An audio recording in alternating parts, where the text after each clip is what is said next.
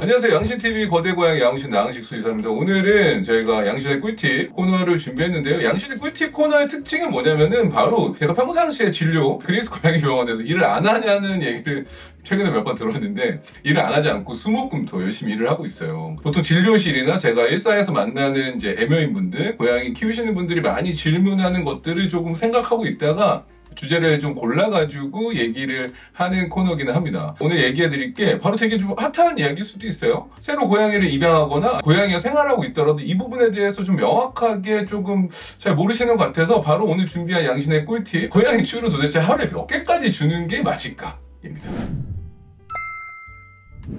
보통 고양이 추루하면 이제 뭐 이거 광고 아닙니다. 사람들이 이거 제가 만든지 모르시는 분들도 많은데 88스틱이라고 있어요. 광고 아니에요. 협찬 받은 거 없습니다. 조공도 있어요. 조공 릴리프라고 해서 되게 좀 이건 되게 클래식하죠. 오래됐어요. 제가 만든 추루도 있지만 여러 많은 추루들이 있을 거예요. 그래서 많은 추루들에 대해서 고양이 추루는 당연히 인기가 너무 많은 간식 형태고, 고양이 하면은 추루라는 게 어떻게 보면 딱 뭐 이어질 수밖에 없을 만큼 보호자님들이 매일매일 주고 계시는 간식이죠. 간식이긴 한데 도대체 얼마만큼 줘야 되고 뭐 몇 개를 주는 게, 그리고 언제부터 주는 게 맞을까라는 거에 대한 고민들이 많으셔서 저한테 정말 많이 물어보세요. 그래서 오늘 제가 이야기할 거는 뭐 영양학적인 걸 바탕으로 해서 추루를 구매해서 줬을 때 확인해야 되는 것들하고 이제 급여량을 얼마만큼 주는 게 좋을지 이런 것들 한번 이야기를 해볼게요. 추루 하면은 대부분의 추루들이 마찬가지겠지만 보통 기본적으로 단백질이 들어있고, 그 다음에 많은 분들이 모르시는 것 중에 하나가 수분이 많이 들어있습니다. 그러니까 추루는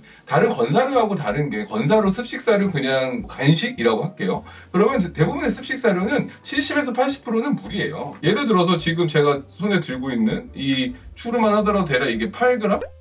이거 10g이에요. 10g 되는 10g이면은 8ml가 물이라는 겁니다. 그러니까 이거를 기억하셔야 돼요. 그러니까 7에서 8ml가 물이다. 그러다 보니까 이게 어떻게 보면 영양학적으로 고양이는 식단에서 단백질 함량이 최소 30에서 40% 이상은 돼야지 건강을 유지할 수 있다라고 하기 때문에 추루만 먹고는 살 수가 없어요. 그러니까 추루는 뭐 기본적으로 단백질 함량이 상대적으로 건사료에 비해서 낮기 때문에 추루만 가지고는 살 수가 없다. 또 하나 또 체크하셔야 될 거는 이거 인공 첨가물이 최소화되어 있지는 않는지, 뭐 인공 색소라든가 방부제, 향료 등은 많이 들어있지는 않는지 이런 것들도 보셔야 되고요. 왜냐면 이런 인공 첨가물이 간혹 이제 먹고 구토를 한다던가 소화기 문제, 알러지를 일으킬 수 있다라고도 보고되어 있거든요. 그리고 또한 기본적으로 염분이 높으면 당연히 안 좋은데, 이 고양이 간식들은 염분 제한이 상당히 좀 크게 들어가 있어요. 그러니까 사람의 먹는 거에 비해서 염분은 걱정하지 않으셔도 된다. 그러니까 이게 추루에 대한 약간 오해예요. 추루가 짜지 않을까요? 너무 자극적이지 않을까요? 하지만 기본적으로 추루에 가지고 있는 염분은 사람이 먹는 음식에 비해서는 상당히 낮다. 제가 알기로는 0.4%인가? 상당히 1% 미만으로 제한되어 있는 걸로 저는 알고 있습니다.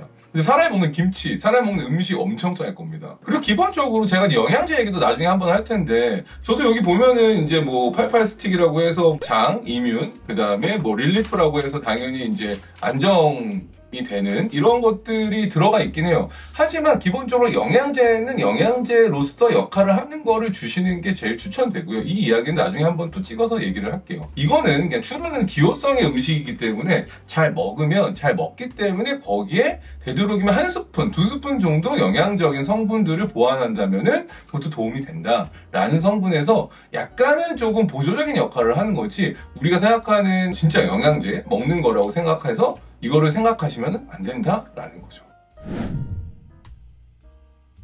그리고 기본적으로 이제 칼로리 관련된 것도 되게 중요할 거예요. 칼로리는 이제 많은 분들이 이제 몇 칼로리를 주는 게 중요할까? 근데 추루는 보통 한 개당 5에서 한 20kcal 정도 되거든요. 그렇기 때문에 고양이가 이제 과체중이냐, 아니면은 뭐 자묘, 성장기에 있는 애냐, 아니면 뭐 1살 이상의 성묘냐, 중성화된 성묘냐, 아니냐에 따라서 칼로리 조절이 필요하겠죠. 근데 제가 미리 얘기하면 아까도 얘기한 것처럼 건식, 그다음에 습식, 간식 이 기준으로 나눠서 얘기를 할 때 보통 6대 3대 1 생각하시면 돼요. 무슨 얘기냐면 얘가 100kcal를 먹어야 돼, 하루에. 예를 들면 예시입니다. 그러면은 100kcal 중에 60kcal는 건사료로, 30kcal는 이제 습식이나 약간 이런 추루 같은 제품이 될 수도 있고, 10% 정도가 이제 간식 같은 것들. 간식은 이제 보상을 통해서 줘야 되기 때문에 이런 거를 생각하시면 된다. 그러면 예를 들어서 칼로리 기준은 쉽게 생각하면은 고양이는 1kg당 40에서 50kcal 정도가 필요해요. 물론 여기에는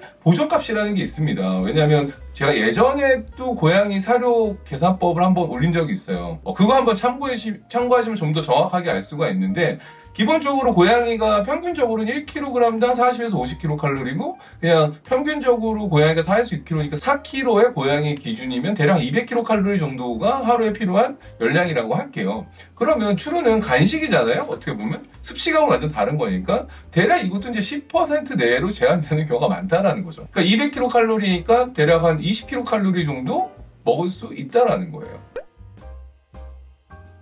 주루는 보통 5에서 20kcal 정도 돼요. 그러니까 어떻게 보면은 하루에 1개 또는 2개 정도를 줄 수 있다는 거. 많게는 이제 4개까지도 줄 수가 있겠죠. 뭐 저염이라던가 저칼로리, 만약에 추루라고 한다면은 1개에서 4개까지는 줄 수가 있다.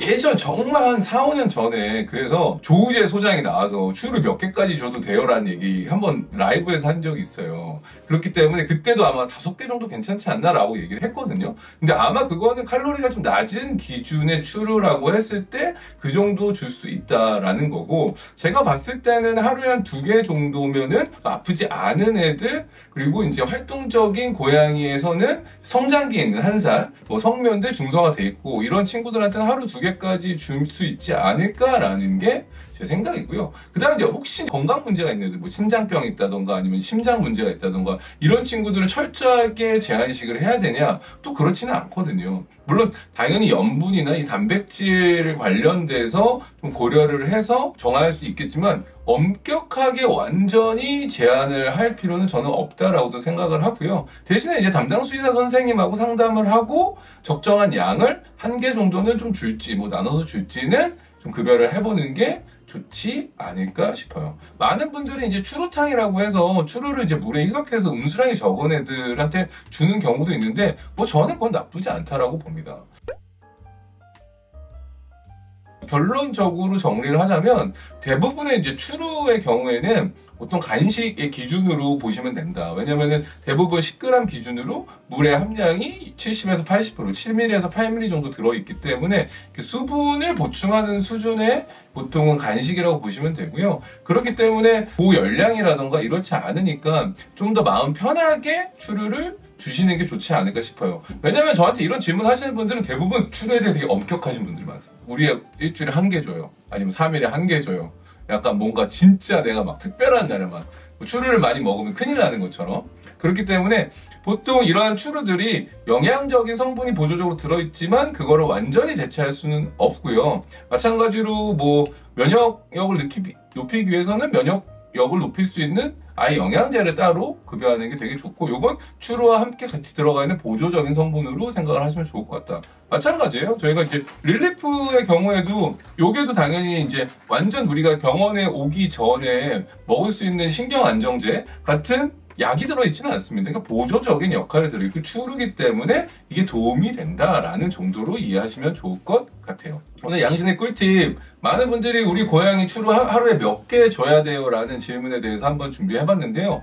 고양이 추루는 그냥 주는 것보다는 제 생각에는 항상 어떤 교육적인 부분, 뭐 약 먹이는 데 사용한다던가 아니면 기본 교육, 이름 부르기, 이리와 앉아 기다려나, 아니면 양치할 때 이런 고양이가 너무나 좋아하는 대표적인 간식인 만큼 이런 보상적인 것들로 활용하시면 좋지 않을까 싶고요. 오늘 되게 오랜만에 추루 간식 얘기한 만큼 뭐 협찬이나 광고 아니긴 하지만 저희가 일단 요 조공 릴리프 리패키지 됐거든요. 요거 관련돼서 댓글 달아주시는 분들, 댓글은 저희에게 힘이 되기 때문에 댓글 달아주신 분들 10분 선정해서 요거를 보내드리도록 하겠습니다. 그리고 저희가 88스틱이라고 해서 많은 분들이 제가 이거 만든지 모르시는 분들도 많은데, 양쌤 88스틱이라고 있습니다. 이거 스타터팩이 있어요. 스타터팩도 저희가 10분 정도 댓글 달아주신 분들 중에 선정을 해서 보내드리도록 할게요. 오늘 내용이 도움이 되셨다면 구독과 좋아요, 알람, 댓글까지 부탁드리면서 안녕.